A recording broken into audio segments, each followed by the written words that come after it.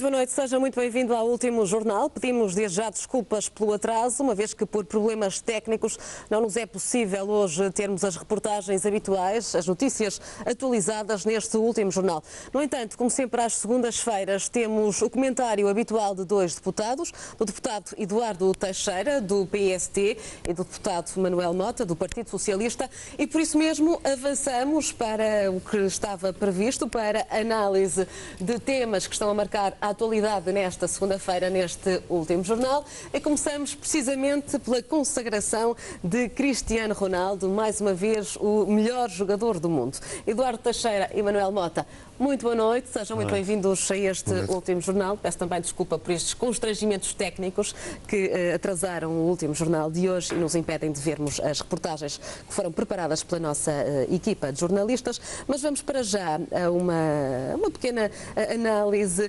desta conquista de Cristiano Ronaldo, a terceira bola de ouro de CR7. Esperava que Ronaldo ganhasse por uma diferença tão grande, de 37% para 15% para Messi. Sim, porque foi uma época absolutamente extraordinária, mais uma época absolutamente extraordinária do Cristiano Ronaldo. Se a memória não me falha, em 60 jogos marcou 61 gols, é uma coisa completamente fora do lugar. E um jogador foi considerado o melhor do mundo em 2008 e volta a ganhar em 2013 e em 2014 e já ameaçou que no próximo ano vai voltar a ganhar para empatar com o Messi. É um jogador absolutamente extraordinário e é um privilégio para nós portugueses termos um profissional com a qualidade do Cristiano Ronaldo. Eduardo Teixeira, o que é que distingue CR7 dos demais jogadores? É de facto um orgulho para todos nós portugueses ter um Cristiano Ronaldo com esta determinação e com esta vontade e com esta garra. Para além das qualidades físicas que ele tem, de facto é um exemplo para todos os portugueses e Portugal precisa de muitos Cristianos Ronaldos e acho que é um grande orgulho levar o nosso país ao topo do mundo e de facto, como disse o Manuel muito bem, o Cristiano Ronaldo ganhou em 2008, voltou a ganhar em 2013, por tudo que fez em 2014 é mais que justo e por uma diferença fenomenal e abismal até, digamos, mas já pensa em 2015 e portanto esta garra dá-nos também força para acreditar que a muitos Ronaldos poderemos ter que levarão Portugal a um plano absolutamente fabuloso. É também bom dizermos que ele não só ganhou 3 bolas de ouro, ele ganhou também 3 botas de ouro. É de facto algo fabuloso e que Portugal muito se orgulha e que os portugueses pelo mundo fora hoje têm uma alegria, é fantástico. E Cristiano Ronaldo hoje fez mesmo questão de dizer que não vai ficar por aqui. Ele também é muito novo, está a poucos dias, a 23 dias de completar 30 anos, portanto esperamos ainda algumas conquistas. Pelo menos 4 anos que permitam um europeu e um mundial, de 4 a 5 anos um europeu e um mundial, que é o que lhe falta. O que lhe falta a ele e a nós é um título europeu ou mundial de seleções. Esperemos que sim, Cristiano Ronaldo, que trará ainda muitos mais orgulhos e honras para Portugal.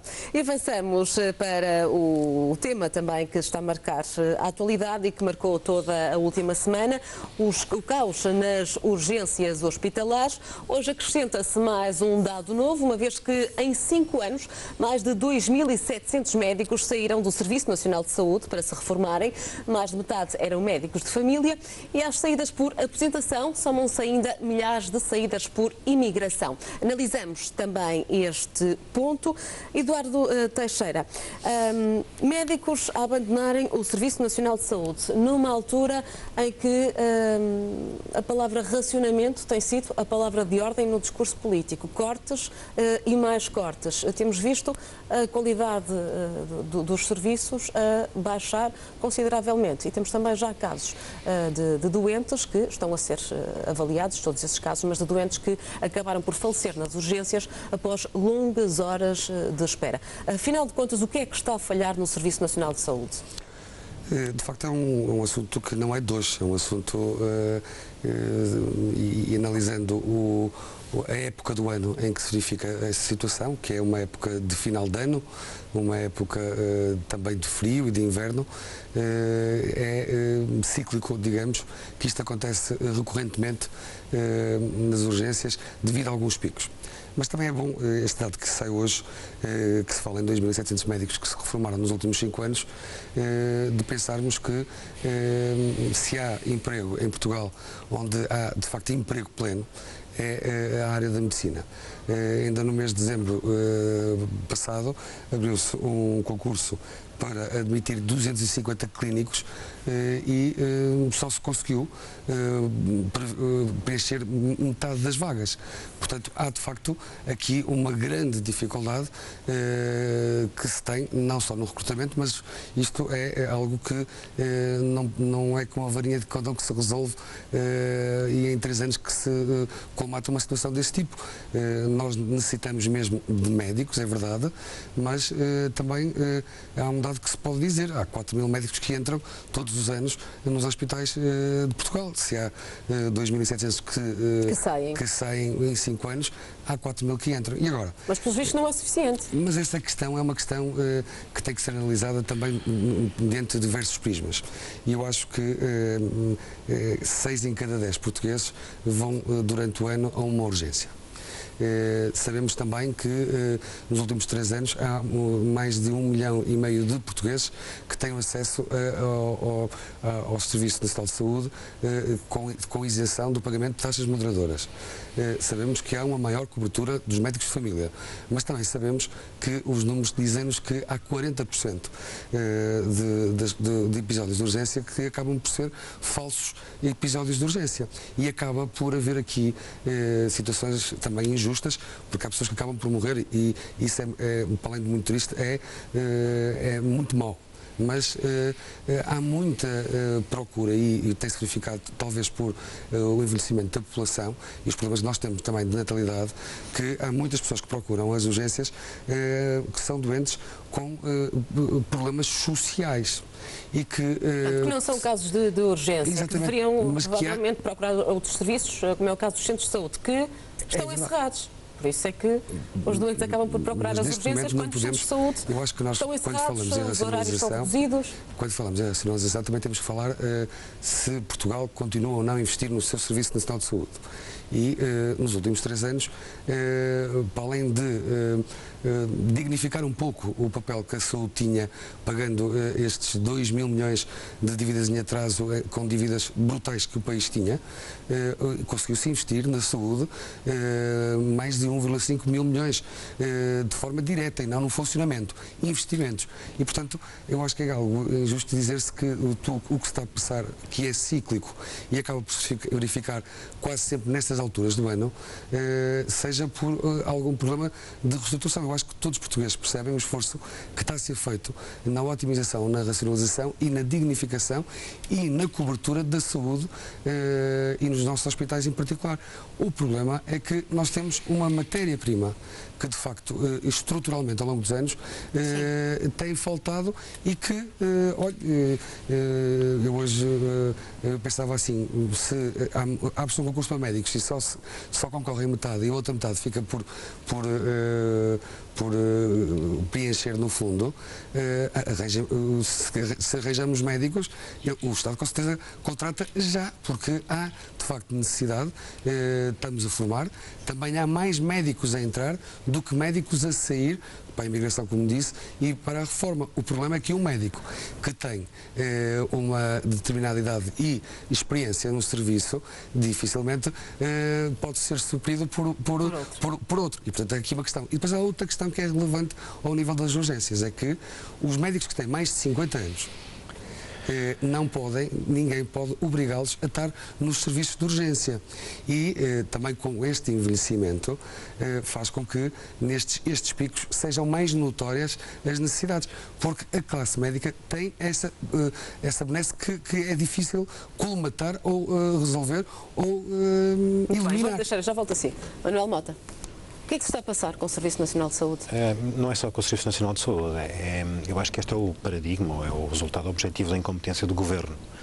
Foi assim com a colocação de professores, foi assim com a plataforma Sítios. Portanto, os pilares do Estado estão absolutamente degradados por uma política de cortes sem planeamento, cortes sem estratégia e de redução. O que eu dizia sistematicamente é o bom aluno que acaba por ser um aluno incompetente ao ir para além daquilo que a Troika estabelecia. No caso concreto da saúde e nos médicos, no caso concreto dos médicos, o Governo cortou mais do dobro do que aquilo que estava previsto no memorando de entendimento. E depois, naturalmente, resulta nisto, redunda.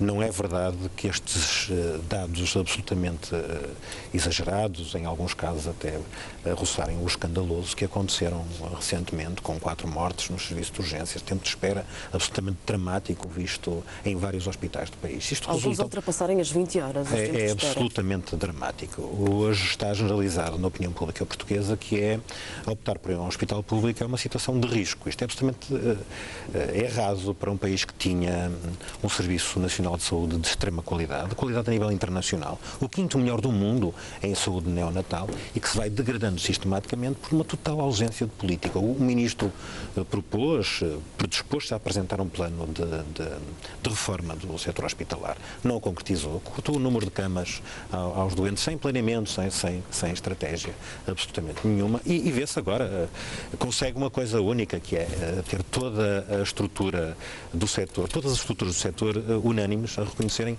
a incompetência do Governo. A Ordem dos Médicos, a Ordem dos Enfermeiros, os vários sindicatos, os sindicatos de utentes, todos em conjunto a reconhecer que a única coisa que este Ministro conseguiu fazer foi seguir as diretrizes de forma cega da Ministra das Finanças e da Troika, o que é dramático para um setor que é fundamental para o país.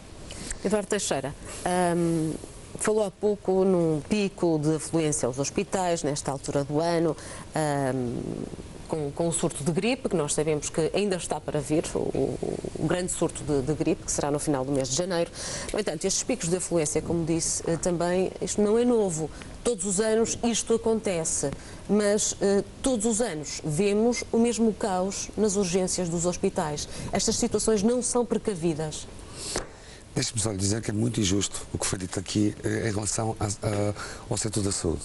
O setor da saúde foi algo que nos últimos 3 anos foi, de facto, para além de implementar reformas, foi eliminado ganhos excessivos que eram de pessoas que não eram os doentes. E, portanto, é que, para além de injusto, não podemos, sobre este tema, e em particular da saúde, tentar tirar proveitos políticos. Este assunto é um assunto importante, que é o bem-estar das populações. E nós falávamos das urgências, deixe-me falar-lhe de algo que os portugueses tinham muita dificuldade em aceder no passado, que é as consultas. Hoje, o tempo médio das consultas diminuiu muito tempo, diminuiu, para além de haver menos 600 mil portugueses que não tinham médicos de família e hoje têm. Qual foi a reforma que alterou isso? A grande reforma dos cuidados primários é a reforma das unidades de saúde familiares, feitas pelo anterior governo. Os portugueses precisam de tratamentos e precisam de cuidados de saúde e têm. Isso é verdade.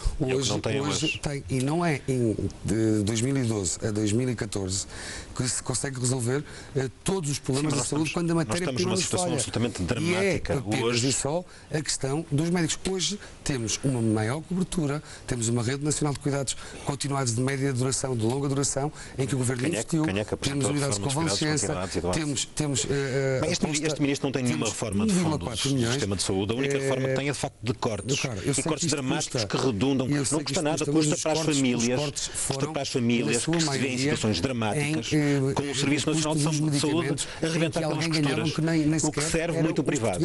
E era apenas e só para a indústria farmacêutica. E a única reforma que vejo deste... Se eu puder terminar, e é muito simples terminar dizendo que este assunto é um assunto de picos, porque precisamente a altura de inverno assim propicia. E voltando à minha questão, não houve um reforço dos cuidados de saúde de um ano para o outro para voltarmos a assistir a estas situações? Houve a aposta e é uma admissão massiva, como lhe digo, há pleno emprego em termos de medicina. Há muitos mais médicos contratados do que médicos a sair do Sistema Nacional de Saúde. O problema é que esta rotatividade... Há centenas de médicos a saírem do Serviço Nacional de Saúde saúde. Não pode. Por falta de condições de trabalho, porque foram reduzidas, Mas isso foi o que foram nós reduzidos os herdamos salários. do passado, meu caro, por muito que custe.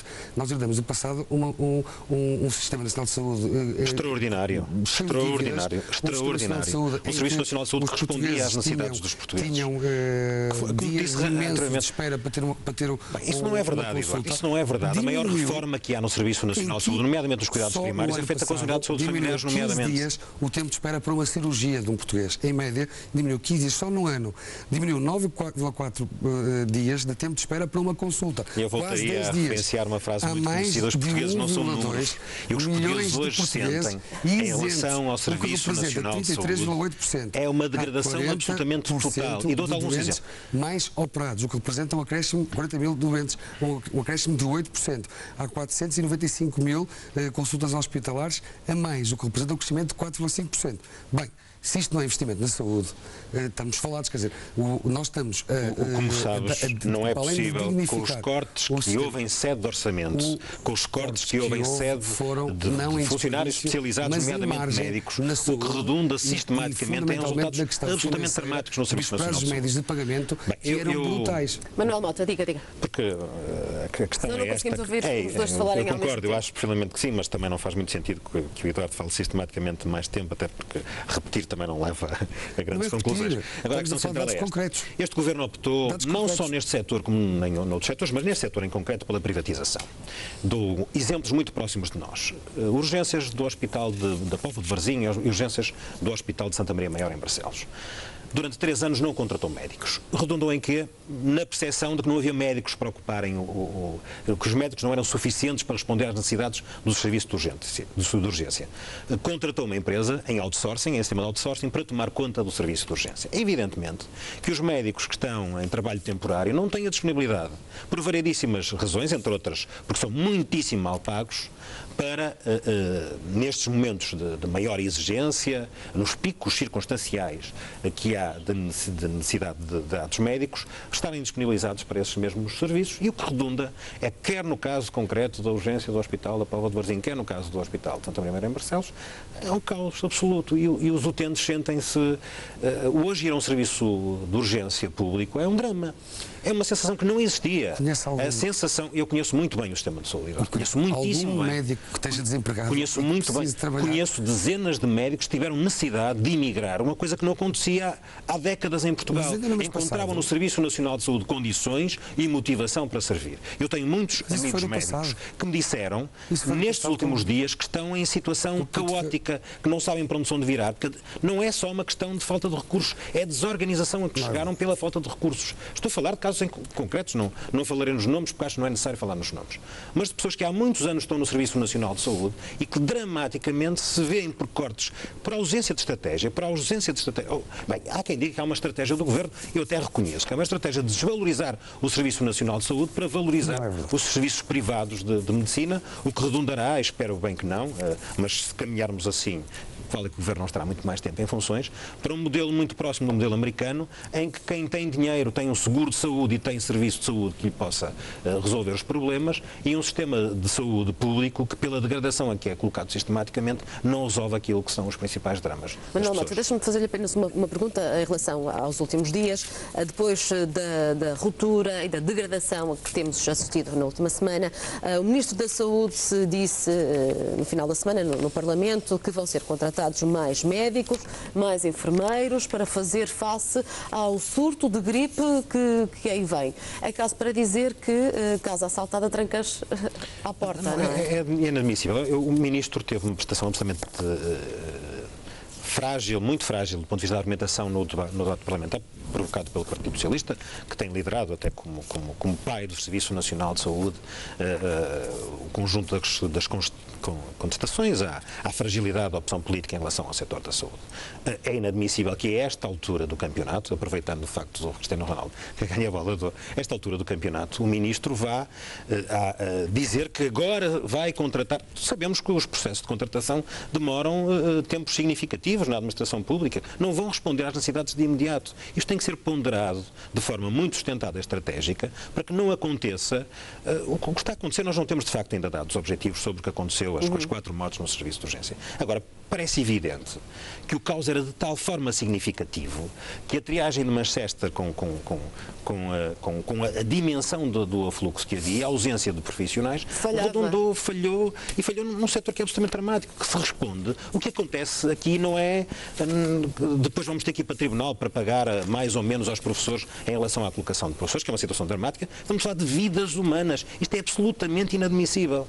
A falta de competência deste Governo, no caso concreto do Ministro da Saúde, é absolutamente paradigmática daquilo que foi a política deste Governo. Foram completamente dependentes daquilo que era a posição orçamental, fizeram cortes cegos, voltaram a fazer cortes, como eu disse, começaram agora pela Segurança Social, mas a Ministra das Finanças entregou a Bruxelas um corte de 12 mil funcionários públicos, que também serão, mais uma vez, no setor da saúde. Portanto, há setores em que, lamentavelmente, por ausência de visão estratégica de planeamento, ou ao contrário, há quem diga, e parece que é esse o caminho, uma estratégia clara de privatização dos próprios serviços, não foram só as urgências. O diploma do Governo permite que valências dentro dos hospitais sejam privatizadas, o que vai arredondar em determinada altura, se for necessário, nas passagens para as misericórdias, nas passagens na fragilização do setor privado na fragilização do setor público e na alimentação do setor privado. Num setor, numa área em que nós tínhamos de facto resultados absolutamente internacionais, de qualidade internacional, tínhamos inclusive salvaguardado as questões de longo prazo, que era aumentado o número de vagas nos cursos de medicina para podermos resolver uma falha que vinha da década de 70 do número de alunos a entrar no ensino superior, o que redondaria nos próximos 4, 5 anos em médicos suficientes para agruparmos, para reforçarmos os cuidados de saúde primários, que têm um papel fundamental nesta matéria, eu reconheço isso, e o passo que foi dado com as unidades de saúde familiar é absolutamente extraordinário. Sim. Para termos alguma profilaxia, para não chegarmos e para não entupirmos os serviços de urgência, para não entupirmos os cuidados finais, que são os cuidados hospitalares. Lamentavelmente, em 3 anos, com uma visão absolutamente redutora da austeridade, no tal aluno que quer ser mais troiquista do que a própria troika, redundou nisto e redundou em mortes.